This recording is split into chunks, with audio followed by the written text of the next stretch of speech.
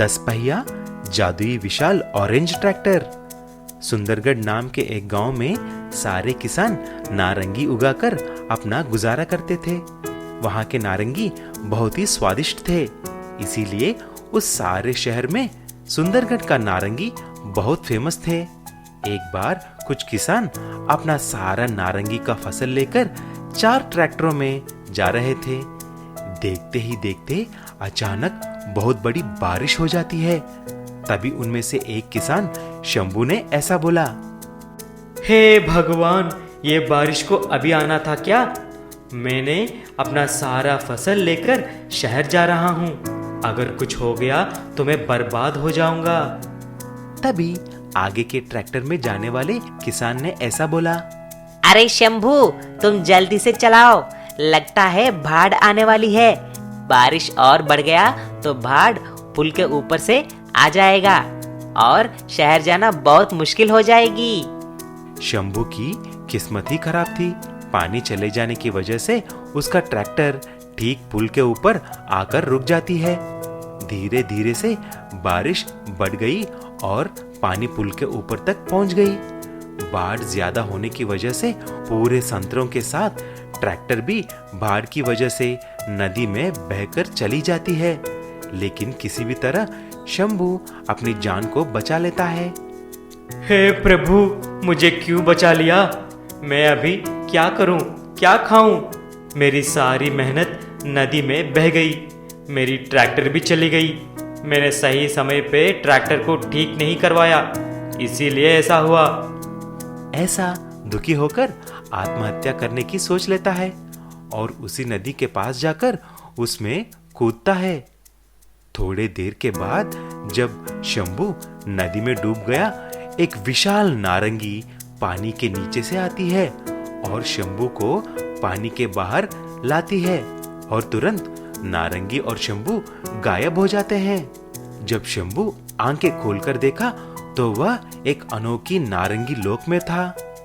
अरे, ये कौन सी जगह है? यहाँ पर सभी नारंगी के पेड़ और सभी चीजें नारंगी के ही बने हैं। वहीं पर दूर बैठा एक आदमी था। वह सफेद कपड़े पहनकर एक नारंगी के पेड़ के नीचे बैठकर तपस्या कर रहा था। शंभू उसके पास गया। हे प्रभु, ये क्या जादू है? मैं कहाँ आ गया हूँ? ये कौन सा लोक है? मानव, तुम एक जादुई नारंग लोक में हो।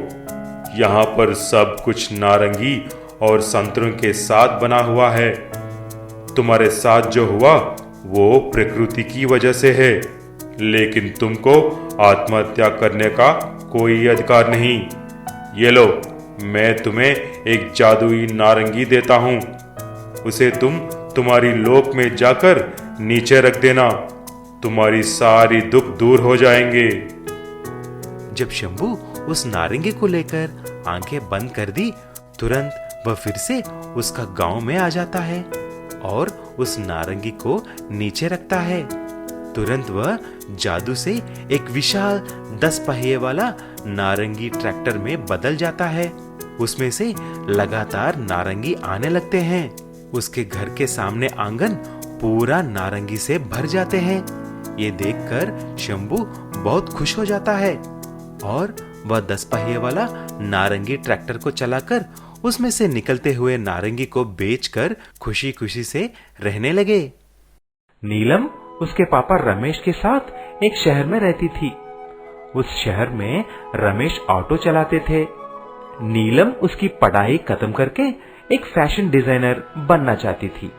एक दिन जब रमेश ऑटो चला रहे थे, गलती से उसका एक बड़ा एक्सीडेंट हो जाता है। उस एक्सीडेंट में ऑटो बुरी तरह खराब हो जाती है। रमेश की मालिक उसको बुलाकर खूब सुनाता है। क्या यह तुम्हारी बाप की ऑटो समझा है क्या? तुम बड़े हो इसीलिए पुलिस स्टेशन में केस नहीं लगा रहा हूँ। आज से तुम्हारी नौकरी नहीं रहेगी। चले जाओ और किसी और काम ढूंढ लेना। उदास होकर रमेश घर आकर सारी बात अपनी बेटी को बोलता है। बेटी, अब बिना नौकरी के मैं कैसे घर को चला सकता हूँ? मैं अभी बूढ़ा हो चुका हूँ और कुछ काम नहीं कर पा रहा हूँ। मुझे माफ कर दो बेटी। ये सब सुनकर नीलम भी सोच में पड़ जाती है। घर चलाने के लिए नीलम भी कुछ न कुछ काम करने के लिए तैयार हो गई। ऐसा नीलम एक घर में काम वाले की काम करना शुरू करती है। उस घर की मालकिन सारा घर का काम नीलम से ही करवाती थी, लेकिन महीने के सिर्फ 2000 रुपए देती थी। तभी एक दिन नीलम ने, मैडम, मुझे आपकी ये तनख्वाह किसी काम की नहीं आ रहा है और आपके यहाँ काम भी बहुत ज्यादा हो रहा है। मुझे आप पैसा बढ़कर दीजिए। नालायक लड़की, काम करना तो नहीं आता लेकिन पैसे चाहिए, पैसे। चलो, आज से तुम्हारा काम गई तेल लेने। चले जाओ यहाँ से, बड़े आई पैसे पूछने। नीलम की मालकिन ऐसा बोलकर उसको काम से निकाल देती है। फिर नीलम रोते रोते जंगल में चली जाती है। थोड़े दूर जाते ही उसको एक पेड़ दिखाई दिया जिसपे बहुत सारे नेल पॉलिश के बॉटल थे। हर एक डाल पर तरह तरह के नेल पॉलिश थे। उसको देखते ही नीलम चकित रह जाती है। फिर उस पेड़ से आवाज आती है, नीलम, मुझे तुम्हारे बारे में सब कुछ पता है। तुम पढ़ लिख कर ऐसा घरों में काम वाली का काम नहीं करना चाहिए। तुम देख रहे हो ना, मेरे शाखाओं पे नेल पॉलिश बॉटल हैं। तुम इन्हें ले जाकर नेल पॉलिश की व्यापार शुरू करो। मेहनत करो, तुम्हारी सारी तकलीफें दूर हो जाएंगे। ये बात सुनते ही नीलम उन नेल पॉलिश बोतलों को तोड़कर अपने साथ घर ले जाती है। अगले ही दिन से उसका नेल पॉलिश का व्यापार शुरू करती है। जैसा ही उसको फैशन डिजाइनिंग में काम करनी थी, वह नेल पॉलिश आर्ट को सीखकर सारे कस्टमर्स को नेल आर्ट करती है। ऐसा ही उसका व्यापार बहुत अच्छी तरह बढ़ जाती है। पिताजी, ये देखिए, अभी मेरा व्यापार बहुत अच्छी तरह चल रहा है। आपको काम करने की जरूरत ही नहीं है। ऐसा नीलम फिर से जंगल आकर उस पेड़ को धन्यवाद बोलती है। हमको हमेशा अपने ऊपर ही निर्भर होना चाहिए। सूरजपुर नाम के एक गांव में अरुण करके एक आदमी रहता था। उसका पुराना फैन ठीक करने का व्यापार था।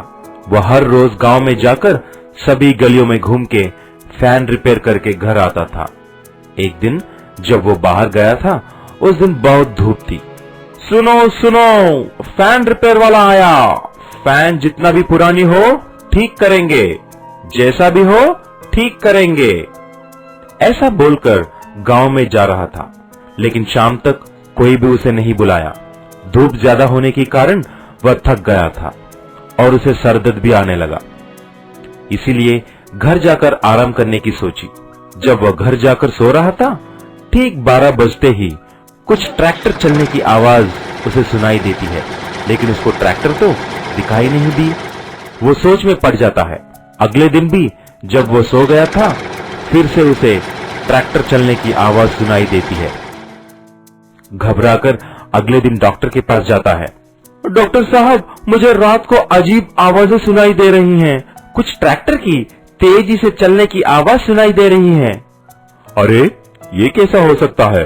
अगर आसपास में कुछ नहीं तो ये सब तुम्हारी वहम है। रुको, मैं तुमको एक दवाई देता हूँ। तुम इसे हर रोज रात को ठीक सोने से पहले ये दवाई लेकर सो जाना। आराम से सो जाओगे। अरुण ने जाकर ठीक ऐसा ही किया। सोने से पहले दवा खाकर सो गया। अगले दिन दोपहर तक नहीं उठा। जब उसका दोस्त सोनू आकर देखा तो अरुण सो रहा था। अरे उठो अरुण, तुम इतने देर तक सो क्यों रहे हो? देखा, टाइम 3 बज गया है। काम के लिए नहीं जाओगे क्या? उठो उठो। अरे यार, कल रात को मैंने ये दवा खा के सो गया और कुछ पता ही नहीं चला। लेकिन दवाई किस लिए है? अरे यार, मुझे अजीब से रात को ट्रैक्टर चलने की आवाज सुनाई दे रही है, इसीलिए डॉक्टर के पास गया तो ये दवाई दिया है। अरे यार, ये दवाई नहीं है, नींद की दवाई है। और ट्रैक्टर चलने की आवाज तो मुझे भी सुनाई दे रही है। लगता है दाल में कुछ काला है भाई। ऐसा बोलकर अरुण और सोनू गांव में जाकर डॉक्टर के घर के पास जाकर चुपके से देखते हैं। तभी उनको एक सीक्रेट सुरंग की मार्ग दिखाई दिया। वह सुरंग गांव के नीचे से जा रही थी। उसमें जाकर देखा तो वहां पर एक ट्रैक्टर में सोने का स्मगलिंग करते हुए 2 आदमी थे। तभी वहां पर डॉक्टर भी आया और ऐसा बोला, अरे बेवकूफों, कितने बार बोलना है कि ट्रैक्टर को धीरे से चलाया करो। गांव में सबको पता चल गया है इस ट्रैक्टर के बारे में। डॉक्टर को देखते ही अरुण और सोनू को पता चल गया कि डॉक्टर ही ट्रैक्टर में सुरंग के रास्ते से गोल्ड स्मगलिंग कर रहा है। तुरंत पुलिस को फोन किया और सारी बात बताई। ये बात पता चलते ही पुलिस आकर डॉक्टर को और उन दोनों आदमियों को गिरफ्तार कर लेती है। बाद में गांव वाले अरुण और सोनू की साहस को देखकर उनको इनाम भी देते हैं।